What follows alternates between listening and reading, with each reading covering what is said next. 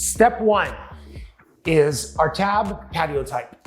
At the top, you'll see our solid non-insulated. This is our most popular patio cover because it's the best for bang for your buck. Next in that list is our lattice covers. You have 3 different lattice sizes to consider. You have a 1.5 lattice tube, a 2-inch lattice tube, our most popular, and a 3-inch lattice tube. So as you select that, it will re-render that. Also pay attention to these two.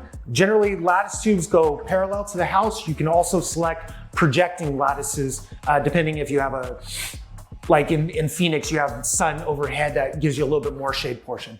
Next is our solid insulated. This is a nice patio cover. It's a 3-inch foam core, a little bit cooler than the other covers just because of that 3-inch foam core. But again, yeah, that's our solid insulated. Lastly is our combination cover. Our combination cover, you can do a combination of a lattice and a solid side by side. So pay attention to those.